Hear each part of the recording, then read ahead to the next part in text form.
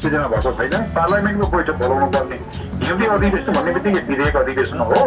अब जेनरली अरू बेलामा मङ्सिर महिनाको हाराहारीमा चाहिँ नि यो विधेयक अधिवेशन बोलाउने थियो तर सरकारले त्यो अधिवेशन बोलाउनु छोडेर हिजो पार्लियामेन्टले बनाएका ऐनहरूलाई